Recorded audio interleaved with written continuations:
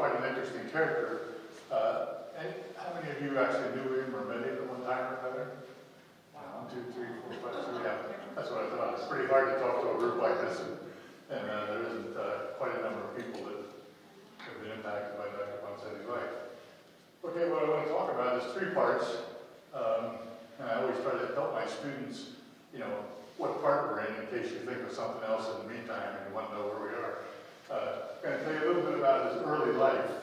I wrote a book a couple years ago and did a lot of research on Dr. Ponseti's life and so on. And then I've been dealing with clubfoot for about the last 15 years. I worked with Dr. Ponseti on a research project back in the early 90s, and then got connected with him again in early 2000s when we started promoting his technique globally. I had a good fortune to work with him for a couple of years before he passed away in 2009.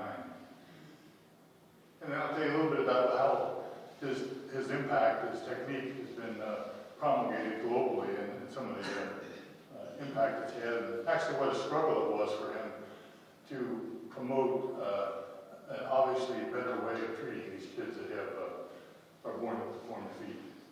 If you have any questions along the way, wave at me, yell, heckle, whatever. It seems to be pretty popular these days. And I'll be glad to try and stop and answer your question. Dr. Ponseti's life story. A lot of people think, oh, a name like Ponseti, he must be Italian, huh? He's a Ponseti. Well, he's not. He was Spanish. He was born on this little island here, Minorca. It's one of the 3 Balearic islands owned by Spain now, but over the last 3,000 years, it's been occupied by the Phoenicians, the Romans, the Greeks, the British, the French, and anybody else that came by and decided this was a good place to control the Western Mediterranean. So it's quite a historic little island. It's not very big, 9 miles wide and about 32 miles long. So it doesn't take long to go from one end to the other. It's hardly worth, the airport's here, and it's hardly worth renting a car to drive to the other end because it's only 30 miles. It's basically a rocky island in the Mediterranean. But green and reminds me like Ireland or Scotland, lots of stone walls and stone houses and such because it's mostly rock, but gardens and sheep and quite picturesque, and of course the Mediterranean climate, so nice place to live. This is the city, Citadel, or what you call the Citadel in English, on that end of the island, and that was the main city on this island for many centuries. A very old city. This is what it looks like. This is the main street, so you can tell how old the city is when you have a street that's that wide. This leads to the town square, which is here, and then on the other side of the town square is the main street going north. And you see in this picture an American tourist person. Raise your hand, American tourist person. Okay. Pointing to something on the wall here on the main street with this building that has a red awning. This building now is a tobacco shop, sorry to say. But at the time, it was the place where Dr. Ponseti was born. Second floor. This was his father's watchmaking shop back in 1914 when he was born. And what this tourist is looking at is a sign on the wall, this plaque, which is written in the local Catalan language, which is not Spanish, but it's its own language, Spanish-like.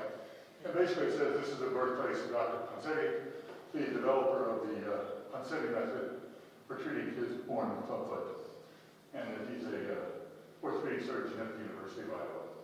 So he's recognized back in his town, Citadel, his birthplace, although he only lived there for 3 years. When he was 3 years old, his parents moved to the adjacent island, to another island, and then finally to Barcelona. This was his family. This is his mother on the left, Catalina, his father, Miguel Sr., his little brother, Miguel, his sister Catalina, and his mother, Margarita. So this is Ignacio Ponseti when he was 9 years old. Whoops.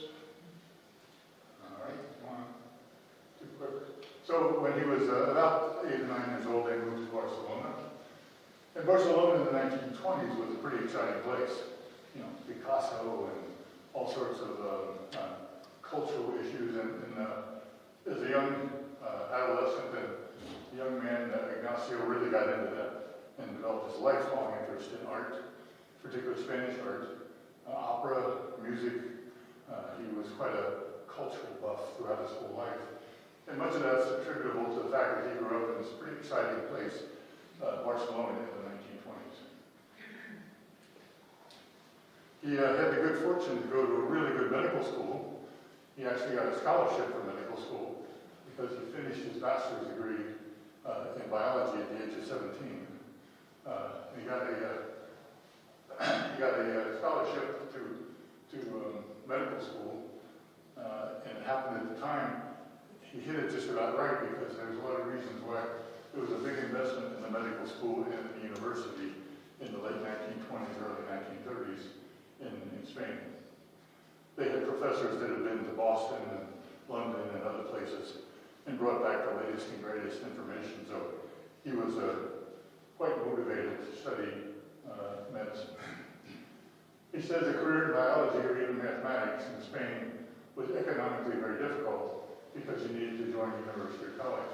Basically, he thought he couldn't make any money as a doctor in Spain.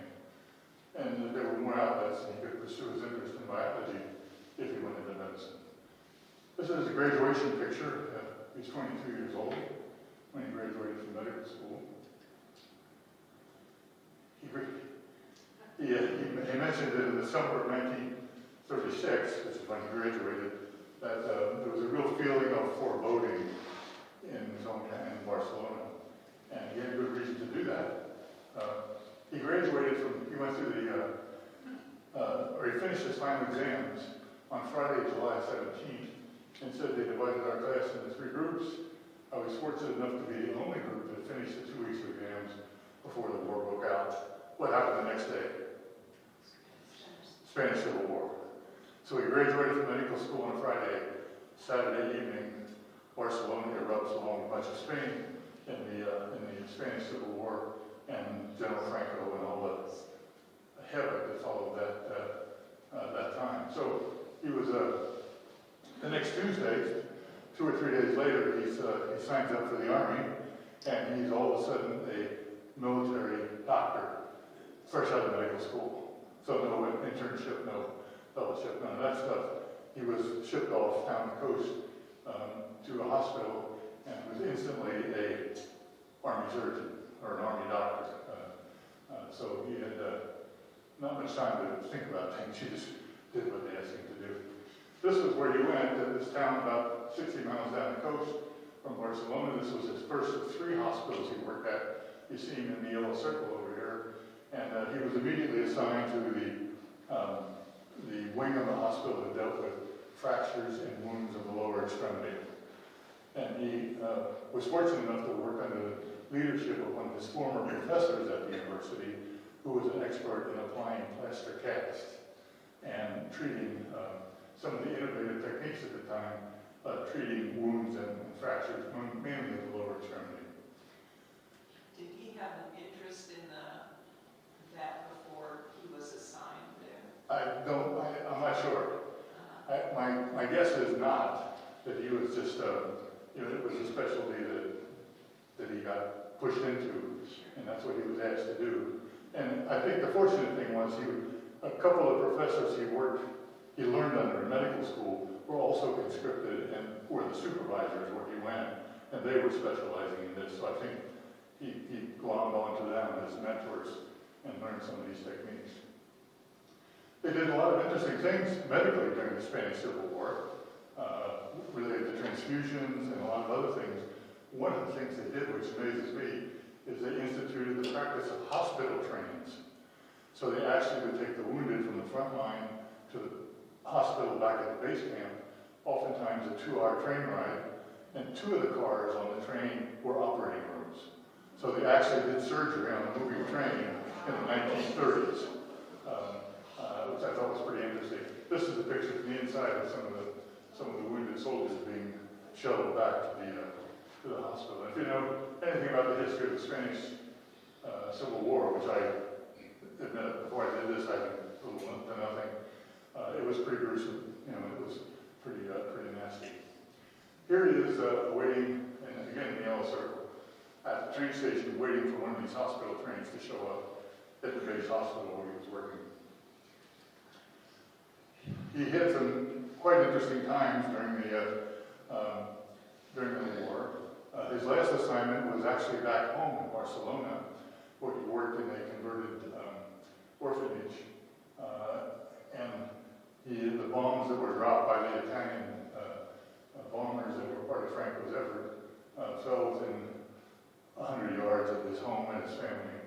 But, and as the war was ending, and Franco was clearly winning, his troops were moving north in Spain, pushing refugees, the Spanish refugees and Spanish soldiers out of Spain into France, across the Pyrenees Mountains. In fact, there were almost 1 million Spanish refugees that were forced into France at the end of the Spanish Civil War. Dr. Ponseti's last assignment was at a small hospital about 12 miles from the French border. And there were something like 20-some wounded soldiers that were being cared for in the hospital. Unfortunately, some of Franco's troops were actually executing the officers who were in the hospital as patients as they moved as they moved north. So his last assignment as a medical doctor in the army was to get these patients out of Spain into France. The only way the roads were all clogged with these 1 million people headed for France. The only way he could do this, and the way he did it, first of all, he enlisted a group of smugglers who he found out routinely smuggled materials back and forth over the mountains from France to Spain. And he somehow got them interested in or willing to cooperate with him. And for 3 days and 3 nights, they put the wounded soldiers on mules and moved them across the Pyrenees Mountains, traveling at night because the aircraft were machine gunning and bombing the refugees during the day. So it was rainy and snowy, and this was in February. So this wasn't him, but this was an example of the transportation that he mustered to get all 24 of his wounded soldiers across the border into France. He spent some time, he arrived at this particular camp, one of 15 refugee camps that were set up in southern France. He might be in this crowd somewhere, I don't know, but it's quite possible. So he quickly made use of his medical skills and sort of cobbled together a hospital, actually in 2 different hospitals, field hospitals. He worked to treat his fellow soldiers that were, had not only wounds and other issues, but the kind of problems that you get in a camp with this many people is close together, diarrhea, diphtheria, and all of those things. So he got another 5 months of experience as I guess you'd say a family doctor, a general practice doctor treating typhoid fever and lots of other issues. In July of that year, the president of Mexico offered to take in and to give unquestionable citizenship to refugees from Spain who would come to Mexico. And he, of course, gave preference to doctors and lawyers and architects and professors. And Dr. Ponseti had the offer to go to Mexico. And he thought, well, I can't go back to Spain. I don't have any passport. I'm nobody. I'm a man without a country. Sure, I'll get in this boat and go to Mexico. So this is the ship he took in July 1939 and went off to Mexico. Luckily, the next trip this ship made, about a month and a half later, was actually sunk by a German U-boat off the coast of France. So he slipped out of there just in time.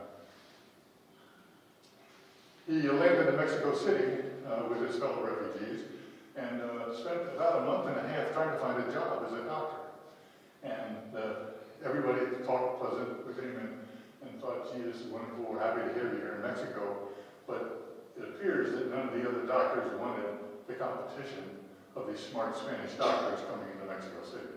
So as much as he tried, he couldn't get a job in Mexico City as a doctor. So he took a job as a general practice doctor in a little town about 100 miles south of Mexico City, a village of about 500 peasants in the area. There are lots of stories that he had to tell about about a year and a half or 2 years he spent there. Again, he was a general practice doctor. This was the first time he actually was treating children. Okay? He had been treating adults in the army in a refugee camp. And this was the first time he was delivering babies and taking care of children and their problems. A couple interesting stories. When he got into town, the mayor came out and met him and said, we've got a typhoid fever epidemic. We have 60 people with typhoid fever. Fix it. So he went to work on that, and he identified the town fountain as the source of the contaminated water that was giving everybody typhoid fever. And then the mayor's daughter came down with typhoid fever. And the mayor got his little gun out and went to see Dr. Ponseti and said, if you don't cure my daughter, I'm going to shoot you. You know, it's a nice time there in Mexico. It turns out that he did manage to pull the daughter through, and it was okay. In fact, he helped virtually every one of the 60 people with typhoid fever survive the epidemic because he got them to use some different water and did some other things. That relates to the story about the grateful priest.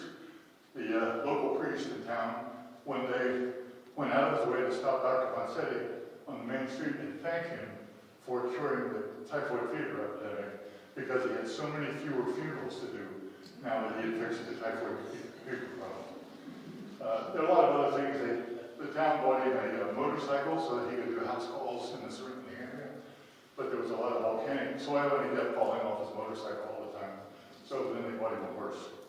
So he actually did house calls on horseback in the surrounding mountains area. There's a few other things that saved his money to make it to the U.S.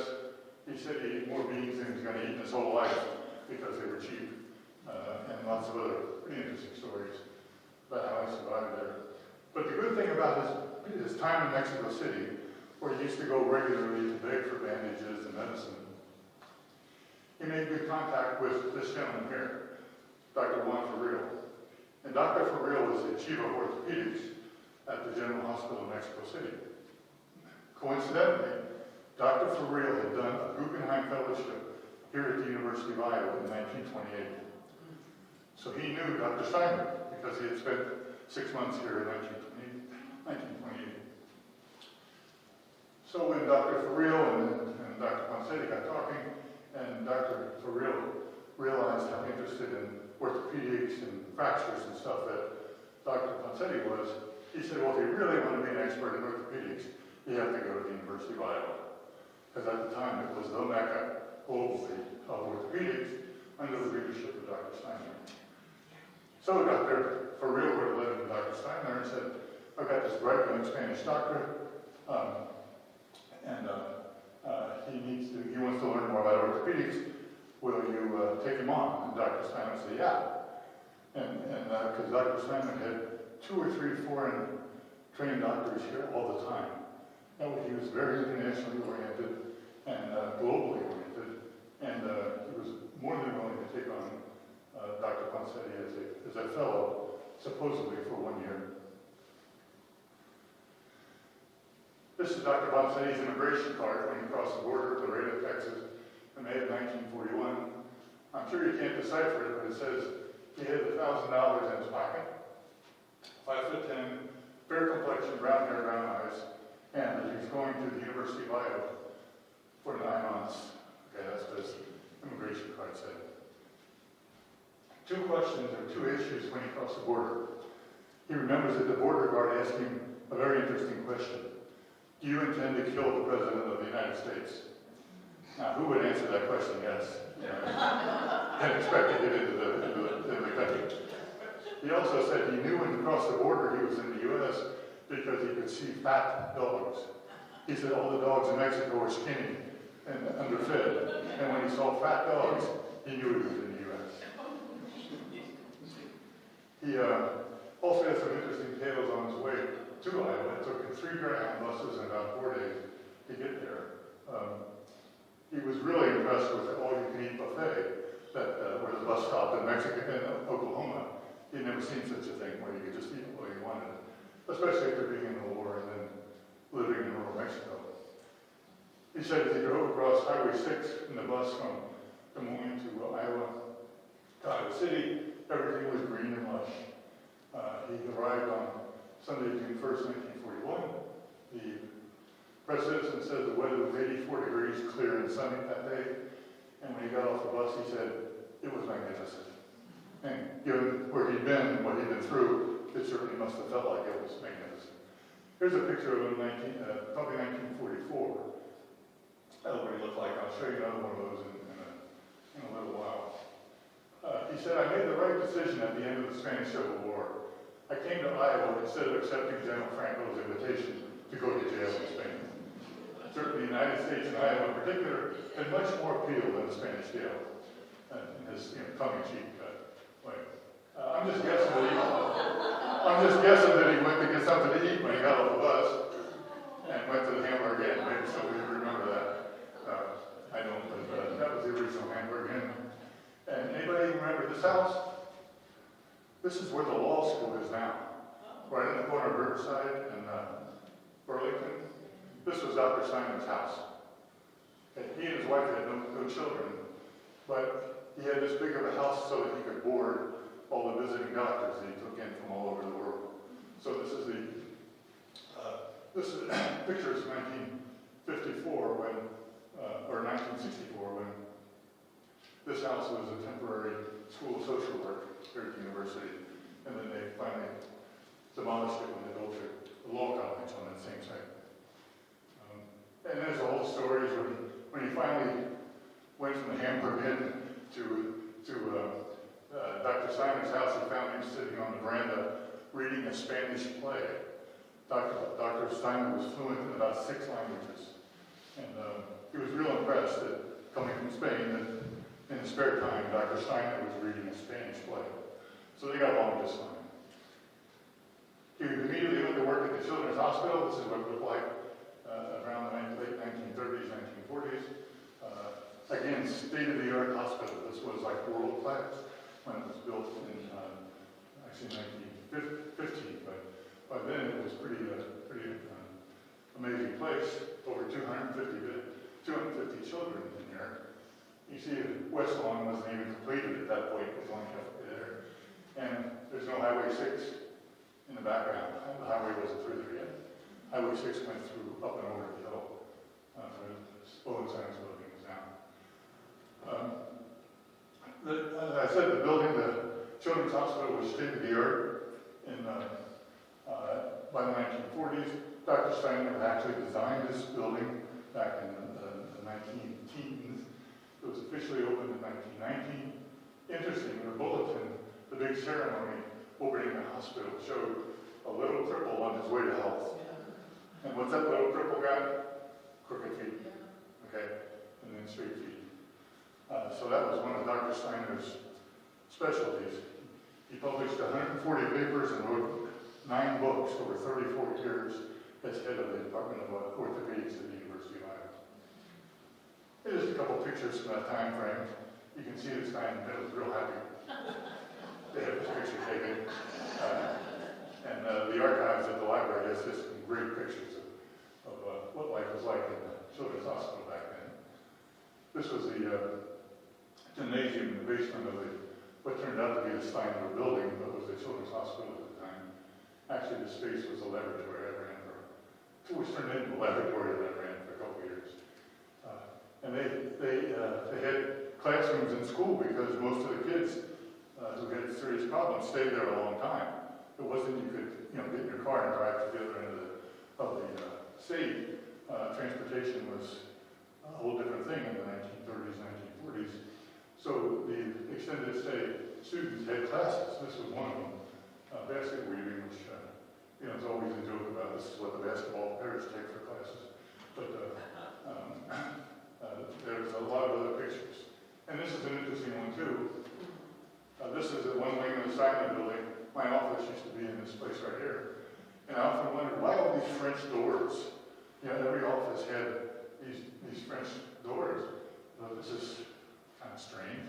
But Well, here's why. Because there was a Swiss theory that, of course, said sunshine and fresh air was very therapeutic. And every day, almost year-round, unless it was really, really bad outside, they would roll the kids out from the ward into these concrete slabs through the French doors outside to get some sunshine and fresh air. And you can see there's snow on the ground, but that didn't seem to matter. And some of you may have had the pleasure of doing that, I don't know. I think they stopped doing it pretty early on, but that finally explained why all the doors and the concrete slabs. Okay, part two. I think we're on time. Part two, clubfoot. What's this all about, this clubfoot stuff? Well, this is what clubfoot looks like. And clubfoot is the most common musculoskeletal lower extremity birth defect in the world. Okay, we don't see much of it in this country because it gets treated when kids are infants. But it happens in about 1 in every 750 live births around the world, all different cultures and all different countries. A little difference from different ethnic groups, but not much. That equates to about 200,000 kids a year who are born with their feet looking like this. And typically, this is pretty difficult. The foot is bent in and down. And you see different variations on that. And what it looks like if you get a little older and you don't get it corrected. Try to live with it. It's twice as common in males as females. Sorry about that, guys. That's just the way it works. And it occurs in both feet about half the time. Just one foot the other time. Here are two examples of what it looks like untreated. Okay, if you're born with this deformity and you try to get along in life. Little real one over here from Nigeria is about 7 or 8 years old. He doesn't have a birth certificate, but he's about 7 years old. And Brazil is 10 years old. So you can see, especially in a developing country, well, any country for that matter, it's a pretty difficult way to go through life. You can't walk to school, you can't get a job, you're not very attractive, to get married, to raise a family. You have a lot of difficulty. In fact, this little guy, Rilwin, was discovered crawling around his grandmother's hut by a couple visiting medical students because his dad had kind of disowned him when he was born with his crooked feet, and Grandma took him in. So he didn't live there for 7 years at Grandma's place, and just gave up on trying to walk because he kept falling down all the time. So he got from one place to another crawling on his knees. He had big calluses on his knees. In fact, when Grandma said, walk over there and show the doctors, he just slipped down on the ground and started crawling. Because that's the way he got around. Okay. So pretty tough way to go if you're born, and this is not fixed. For decades, surgery was the way to fix it, and there's no question that a surgeon can go in and, actually I just put a black and white picture instead of the color picture. I know you just ate dinner, right? But it's pretty messy surgery in which they go in and do a lot of dissection and disconnection, rearrange the bones, put these pins or staples or whatever else they can find to hold it together to make the foot look like a foot. And it does. After 2 hours of surgery, what was this crooked foot now looks like a foot. And Mom's happy, and Grandma's happy, and everybody's happy, except that they pretty much ruined everything inside the foot by doing what they have to do to it. And by the time you're an adult or late adolescent and you increase your body weight, your foot kind of falls apart and is painful and arthritic and really affects your quality of life in a serious, serious way. Now, all of the residents that worked under Dr. Ponseti had to do some kind of research project. So what he assigned to Dr. Ponseti was call back these people I've done surgery on and see how they're doing. Because he had an inkling that once they get to be older, once they get to be an adult, things weren't working out so well. So Dr. Ponseti did that. He called back these 20-some patients, and he did x-rays. He asked them about their quality of life. He watched them walk, measured their pain. And this is what he said. He said, by the time they were 20 or 30 years old, these people had very stiff, very weak, and very painful feet. There was nothing you could do for the pain. They were not normal, and they were not functional. So basically he was documenting that the surgery wasn't really the answer to clubfoot, and he resolved to find a better way to do it. He said, I knew I could not improve on Dr. Slanger's surgery, so I thought I'd better try something else. I studied the anatomy, pathology, and biomechanics of club feet and normal feet to find a less invasive alternative. He took x-rays of his own feet. He gave the director of the morgue a bottle of whiskey every year at Christmas so that he would keep his eyes out for specimens that came through the morgue with clubfoot. And he was successful in that he was able to identify several aborted fetuses and stillborn babies that had clubfoot and adults so that he could examine them and figure out just what's going on inside here that causes clubfoot. What's the problem? And clubfoot is a problem that, somewhere in the middle of, the problem is somewhere in the middle of pregnancy, the middle trimester of pregnancy. The rest of the limb keeps growing, and a couple muscles, 3 muscles and some ligaments on the inside of the foot put on the brakes and stop growing. So the rest of the foot grows, and these couple tendons just keep tightening up and cause the foot to turn. So we look at it, and sorry, that's my cell phone. Real quick. It looks like clubfoot is a problem with the foot, but it's really not. It's a problem with the muscles and ligaments upstream. I think of it as like a string puppet. You know, you have a puppet down there and the strings and a person controlling the strings. Well, what happens here is the muscles up top are the puppeteers, and they keep pulling too hard on one of these strings, and the puppet gets crooked. And that's kind of what happens here. And you can see some of these muscles are underdeveloped on this side versus this side. And the same thing when you colorize it. So it's really a growth asymmetry that causes it, and it's not, everything is there, there's nothing missing, there's nothing wrong. There's nothing pathological about the bones of the foot. They've just been distorted and rearranged and messed up because of the holes from the tendons that are connected to them. That's enough anatomy lesson for now. Okay, so what did Dr. Ponseti come up with? He developed what around the world now is known as the Ponseti method. And if you want to think of it in the simplest terms, it's orthodontics for your foot. You know, what does the orthodontist do? They don't go in with a scalpel and cut your gums up and rearrange your teeth and say, look, you got the right smile. No, they gradually put pressure on the teeth to let them grow into a more normal configuration. So basically, what the technique here is to do some gentle manipulation, move the foot a little closer to a normal alignment, put on the plastic cast, wait a week for those things that were too tight and needed stretching to stretch.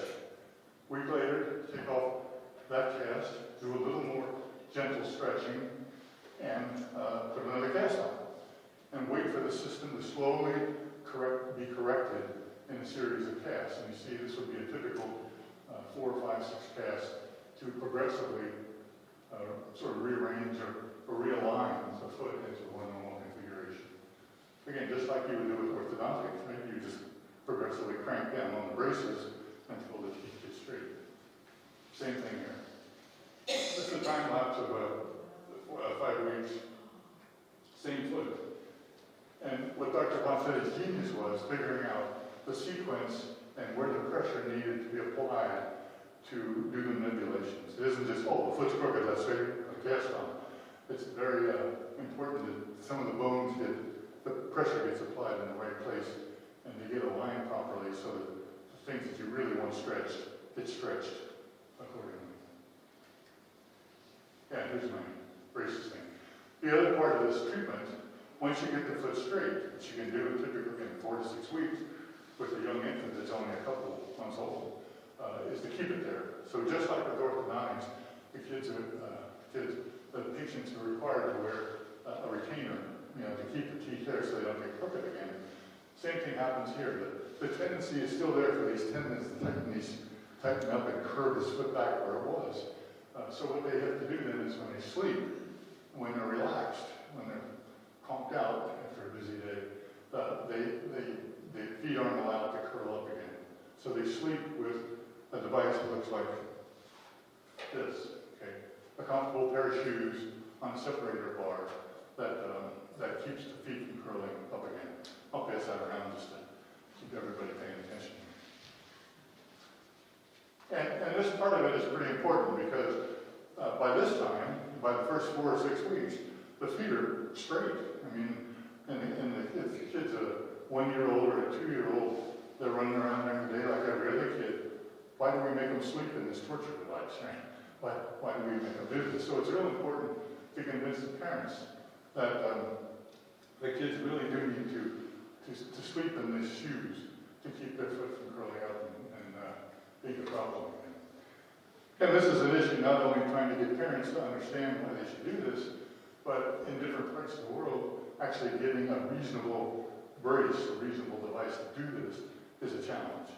You need, obviously, if you have a 6-month-old baby, the foot's not very big, the skin's really soft and easily abused, so you need a soft, compliant foot shoe, but one that also holds the foot where you want it. Okay? It can't just be a mushy old sneaker. It's got to be something that has some substance. So it's a challenge around the world to come up with a affordable, comfortable, effective brace. In the U.S., there's obviously we've got that. We've got, for years we've had, in fact, Dr. Ponseti was key in helping develop this particular model. And there's a company in Wayland, Iowa, right down the road, 40 miles, that produces about 25,000 of these a year and sells them all over the world at about $700 or $800 each by the time they go through insurance and everybody gets their cut. Now, obviously, that doesn't work in developing countries. If you only make $2 a day and to feed your family, you can't afford a brace. And if the kids grow and they need 2 or 3 a year, you certainly can't afford those kind of braces. So back in, actually 10 years ago now, we started a nonprofit called Clubfoot Solutions with the goal of designing and developing and delivering a cost-effective, reasonably priced, effective brace that's like the one I'm passing around here. We can actually manufacture and deliver these for about $15 a piece in countries around the world. We have about 90,000 of these in Rwanda and Pakistan, about 80 different countries. And things are picking up because these countries really don't have the wherewithal to develop their own, and without it, it's pretty impossible. In fact, I've got another little handout I'll make available if you're interested. We actually have quite a number of little kids receiving these braces in Ukraine during the war. There's a father in Ukraine that's somehow smuggling these into Ukraine and delivering to the kids that have been treated for clubfoot in the middle of the conflict there. And this is some examples of what they look like. This little top-notch little gals from Philippines. This little guy's from Peru, Argentina over there. I think he's from Nigeria, I think. So we've been busy trying to deliver these and complete the treatment on the kids who actually do get their feet corrected. Now, the interesting thing here is Dr. Ponseti had this figured out by the late 1940s. Okay, he did this study, he saw what was wrong with surgery, and he started experimenting. In a matter of a couple of years, he figured out how to do the manipulations and the casting and the need for bracing and some other things. This is a patient that he treated in the 1950s. This is what the patient looked like at 2 months when he started the treatment. This is what the patient's foot looked like 10 years, when they were 10 years old, basically normal feet. So he had this figured out way back there. Okay. The problem was nobody wanted to hear it. Okay. Most of the patients at Clubfoot were referred to orthopedic surgeons, and what's an orthopedic surgeon likely to do when they see a crooked foot? Do surgery and straighten it out. So even though he had a better way to do this, less invasive, much better long-term results, less expensive, and all the other advantages, the medical community just didn't want to hear it. He published his first paper in 1963 after he did a follow-up of patients that he had been treated in the 50s. And this was his comment: the work was not read carefully, the deformity was not understood, and the work was ignored for 30 years. He published another study. He went to New York University and demonstrated this technique. He was only 46 years old at the time. One of the residents who was there said they called him a crazy old man after he left. Because he was telling the surgeons, don't do surgery. I've got a better way to do this. And it just didn't sell. Published another study, and this is just some of them, published another study in 74. Comment was, you guys just wear big boots in muddy fields in Iowa. This will never work in New York City. He sensed a little arrogance there, you know. And then in 1980, he published his 20-year follow-up. Patients 20 years after he treated them, and he was told Iowans don't care what their feet look like. They're all farmers. So this, you know, this gentle guy, smart, gentle Spanish immigrant doctor from Iowa, was trying to tell him a better way to do it. He didn't want to hear it. He just didn't want to hear it. Finally, by 1996, and then there was another couple other studies. There was a 35-year follow-up published in the early 90s. That was the one I helped Dr. Ponseti with. Finally, in 1996, he published a book that included all of his findings, all of his rationale, and a lot of his results. And he got the attention of a few of the doctors who by then had realized, you know, he might be right, the surgery's not really working. And, you know, and they were seeing their patients later on down the road. The real breakthrough came about in 1998. Does anybody remember the virtual hospital? The virtual hospital was one of the first 250 websites on the World Wide Web when it was formed in the 1990s. They were way ahead of WebMD and all the fancy Mayo Clinic, all the big internet health websites. The University of Iowa, with its virtual hospital, was way ahead of the game. In fact, they were so far ahead that a couple years later, the College of Medicine administration decided it wasn't worth it. It would never go anywhere. And, well, they weren't quite right about that. But anyhow, in 1998, Dr. Ponseti published a couple simple statements here. Parents of infants born in the clubfoot may be assured that their baby, if otherwise normal, when treated by expert hands, will have normal-looking feet with normal function for all practical purposes. The well-treated clubfoot is no handicap and is fully compatible with a normal life. Well, even in the early stages of the internet here, there were a lot of parents who were looking for something else because they heard the horror stories about surgery. As soon as this was published, there were a number of parents that came from different places, Las Vegas, New York, South Africa, were looking for something besides having somebody do surgery on their little baby. And that's a reasonable instinct a mother would have if there's an alternative. And what happened is these are the messages on just one of these internet sites, the No Surgery for Clubfoot website, listserv.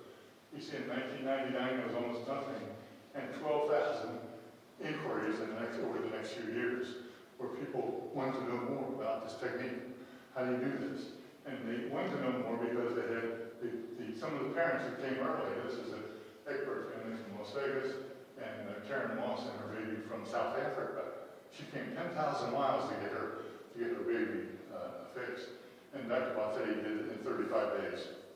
You know, from the time she got off the plane until she got back on, her kids still was straight.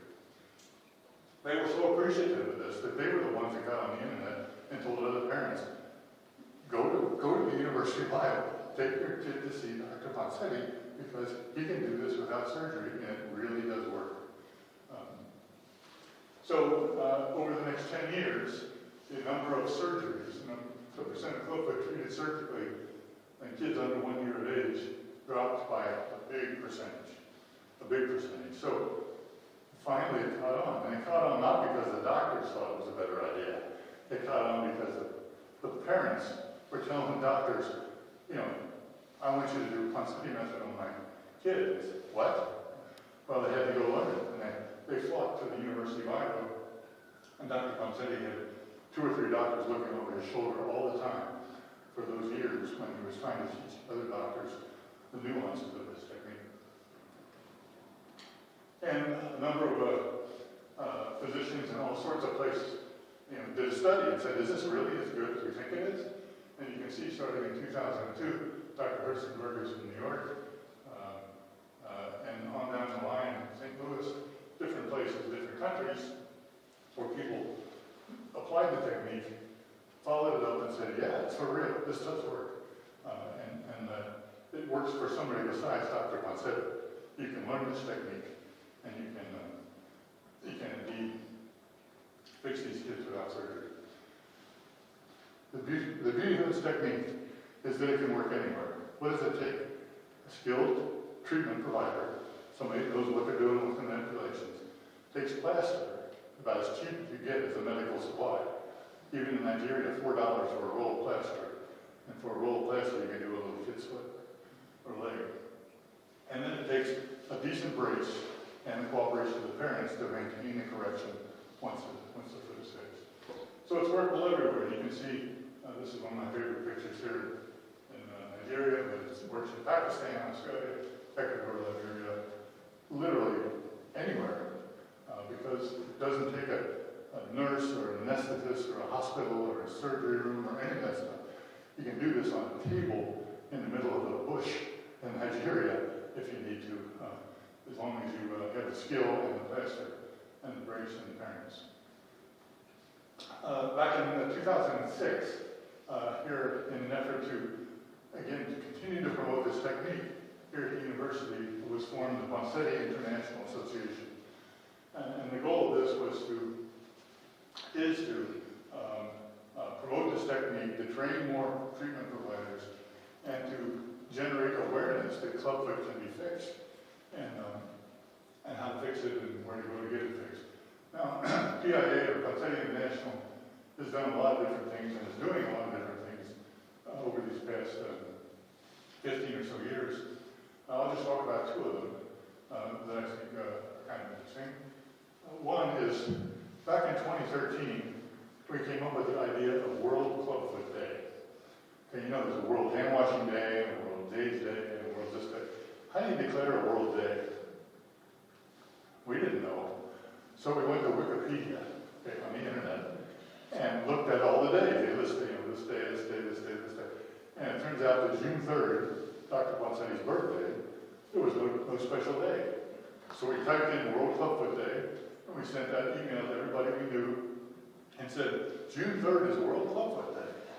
And it's one of the most serendipitous things we ever did, because people all over the world have jumped on this as a focal point for talking about clubfoot, or getting people to aware that clubfoot is not a curse from your ancestors, and it's not a result of the polio vaccine, and all the other explanations people come up with, and where to go to get treatment if it's available, and then what it entails.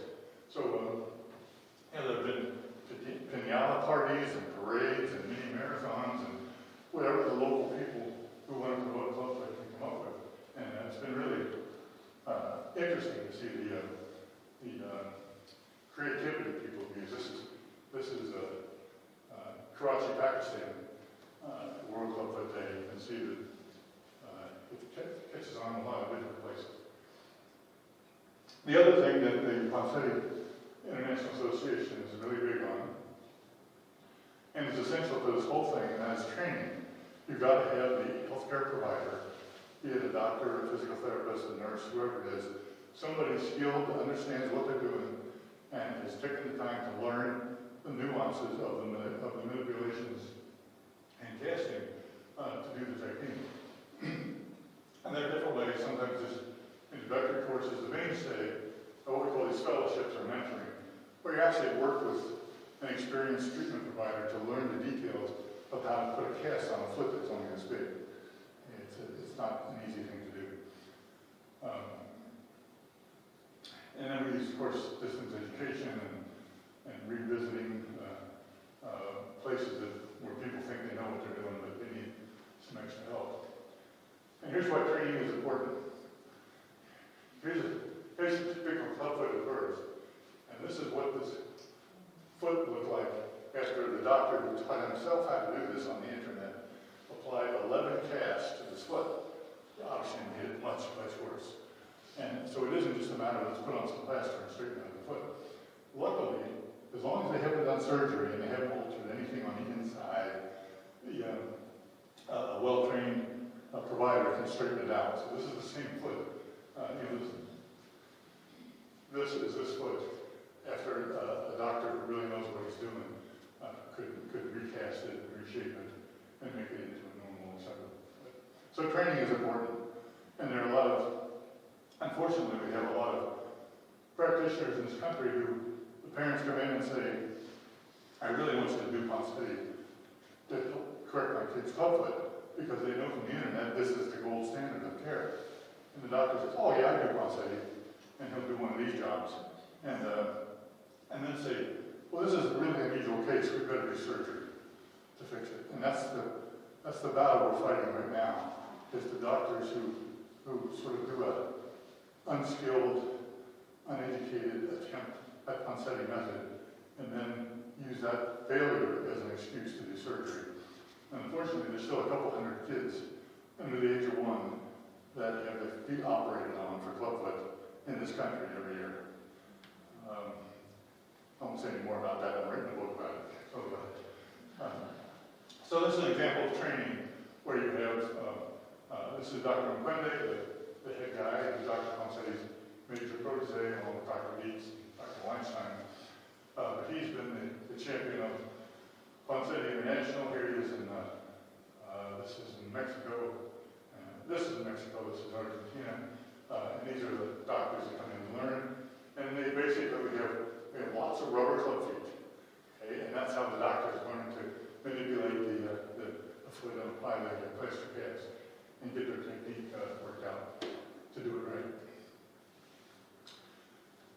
So what's it going to take to deal with this 200,000 kids every year? We're going to need, we think, about 4,000 treatment centers strategically placed where people could go to get their kids' feet fixed. A minimum of 1,000 trained treatment providers. Need this high-quality brace available, whether it's the one we developed here or others that are made in different places around the world.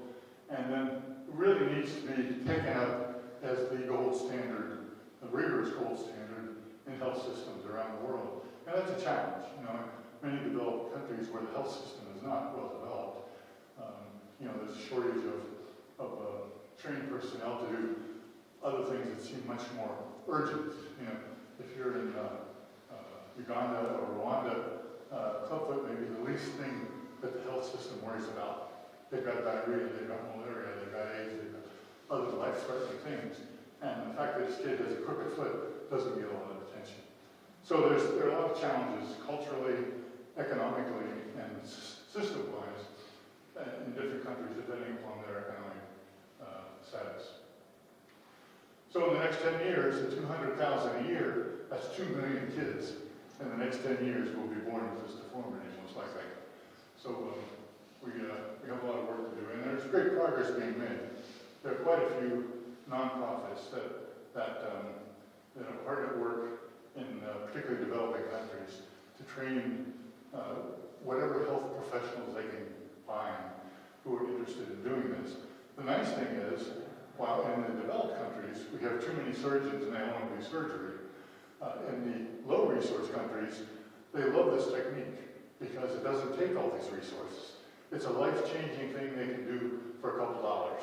So it's not hard to convince, you know, a nurse, what we call a nurse practitioner or a PA or a physical therapist in the Congo to learn to do this technique, because there are few things they can do that are that impactful in terms of actually changing a life. They can read all the medical journals and see all these fancy things that we do with MRIs and all sorts of sophisticated imaging techniques that they don't have. But they do have their hands and they do have plaster, and they can make a difference in these kids' lives. So it's a real pleasure to work with these low-resource countries where the healthcare professionals are just eager to learn because, again, it's something they can do successfully. Here's our buddy Octavia from Brazil. I showed you the picture on the left. Look at the smile on his face. Pretty happy kid, huh? And you can see the difference in his feet. Even at 10 years old, he's got a much different life ahead of him once he got his feet fixed. Again, for a smart doctor, some plaster, and a brace. The tagline we use, really, the Ponseti method, is Iowa's gift to the children of the world, and I think it really is. You know, it's a technique that, as I said, can just change lives everywhere for thousands and thousands of kids. And I want to show you this. Who do you think this is dancing? This is Dr. Ponseti in 1944. He's on a camping trip on the bank of the Ohio River, or the Iowa River, a canoe trip, and this is him dancing. And I just uncovered this not very long ago. And you can see he loved the outdoors. He was a naturalist. As he said, he was a biology major. And he actually belonged to the Iowa Mountaineers. Has anybody heard of the Iowa Mountaineers? Yeah, okay. Well, he was a member of the Iowa Mountaineers, a very active member. And here he was at one of their campsites downriver, pretty happy. And I have to believe that he would be pretty happy with the progress being made to, to promote his technique after decades of being discarded and not having anybody pay attention to him. I think in the later years in his life, he felt really good that people were catching on. We had an international symposium here with 200 people from all over the world that came to hear him talk and learn his technique. So I think it's a real credit to him as a human being that he didn't give up, that he was going to do what was best for these kids regardless of what the medical community thought or anybody else thought. So we're kind of happy to see that he was happy. Yes, I mentioned that if you want, I've got a couple copies of my book. Do you have a library or a reading room or something? I'll leave you a couple copies of my book if you want to get a few more details about Dr. Ponseti's life. I also have a couple copies of a children's little comic book that I wrote. And it's really the story of real men. I showed the kid that was crawling around with his parents picked him up. I think I bought enough copies for everybody if you want one of these for your grandkids or if you want to learn a little more about Clubfoot. And my last little handout, come and get it if you want one, are the stories about 9 kids in Ukraine who got little pictures of them in their Clubfoot braces. I'm happy to take any questions or comments. Go ahead. What have they done on genetics to understand whether it's hereditary or? Well, it's definitely genetic, okay? And the problem is, it's what the National Institutes of Health calls, one you would call a rare disease, because it happens to fewer than 200,000 people every year. So they put very little resources into studying this. Now, but plus, it's not a simple genetic issue. It's not red hair or freckles or sickle cell anemia. It's not a single gene. It's some combination of what you could consider almost normal variations of different genes. I think of it as like a slot machine. Right? You pull the handle, the wheels go around, and every once in a while they all line up. And I think Clubfoot is a situation where some of these genes and these variations on these genes are in there. It appears that when they show up in combination, you get this problem. So it's definitely genetic. If you have a kid with Clubfoot, you have a 1 in 35 chance of having an offspring with Clubfoot instead of 1 in 750. So it's something in the gene pool. There's a family in Dubuque that has 7 family members with Clubfoot. A brother-in-law, a cousin, and an uncle, and whatever. They're not all on the direct line. And we've been studying it for a long time. But every 6 months or a year, there's a study that comes out and says, we found it. We found these genes. These are the ones. And then somebody else does the same study. Not it. So it's still a bit of a mystery. And I think that even once the relevant genes are identified, it's going to be a real challenge for any genetic engineering or any, to deal with multiple genes in multiple locations. So it's not going to change anytime very soon, I think. Yeah, Anne. It's a wonderful story. Can you talk a little bit about how your work and your career relate to this story and how you got involved in the first place? How I got involved? And just how it relates to your work and your career. Well, I was training, actually, next month I'm going to my 50th reunion of my physical therapy class in Duke University. So that tells you how long I've been at this. So I was trained as a physical therapist, and then I got a couple degrees in bioengineering. So I bounced around in biomedical research for a long time. I first engaged with Dr. Ponseti, as I mentioned, in the early 1990s. They were doing a follow-up study of this 35-year follow-up, and Fred Dietz, who was one of his protégés, came to me and said, we need something to measure ankle motion. And I was designing electromagnetic and stuff at the time, so I designed a device to measure foot and ankle motion. And I had a little interaction with Dr. Ponseti then. In the meantime, I'd done a lot of work in various countries in global health. In fact, Joan and I lived in Slovakia for 6 months as a Fulbright fellow. I ran a program in Central Eastern Europe, in Romania and Slovenia and Poland and Hungary and those countries. And then got branched off into Gambia and Uganda, doing international stuff. So when they formed the Ponseti International Association in 2006, they were looking for somebody to give them some advice about how to go international with this. So that's when I was asked to be part of it.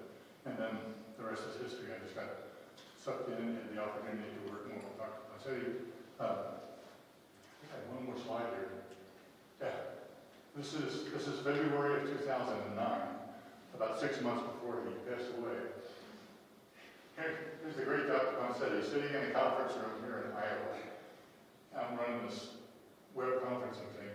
He's talking to a group of doctors in New Delhi, India. Okay, so here's a guy, 94 years old, who recognizes the value of the technology and has no problem embracing it. So they're putting up slides of problem kids with chunky little feet and other issues, and he's just bang, bang, bang, 6 in a row. He gave them his opinion about it. So it was just a pleasure to work with the guy. He was, he was just a class act, And then after he passed away, and people would ask more about Dr. Ponseti, and I was just curious about his life story. And one thing led to another. We decided to go visit his hometown and talking to people, and just all the people you bumped into at the International Symposium, everybody had a Ponseti story, it was it's just an interesting thing, so that's how I got to write the book and staying involved with this, and trying to, I've never treated a kid with clubfoot. I've never touched a kid with clubfoot. I'm the spokesperson, stir the pot, I get people interested, and try to facilitate the training programs and stuff. And we got a grant, I wrote a grant with Dr. Morpende in 2012 for the U.S. Agency for International Development, and we did a study comparing the introduction of the Ponseti method in Nigeria, Peru, and Pakistan. 3 different continents, 3 different cultures. What were the impediments to getting people to change the way they were doing things and to understand the clubfoot and how to treat it? So, it just kept going. One of those things you can't not do once you get started. Yeah. Is there an age at which it's not successful? The younger the person is, it seems like it's going to be the most successful. Yeah. That's usually the first question I get, so that's why I leave that for I don't say. The answer is, Dr. Ponseti always thought that if you didn't treat the clubfoot before the kid was 2 years old, it was probably too late, because things were, the bones were really forming, the joints were really forming. And that's because he never saw older kids in the U.S.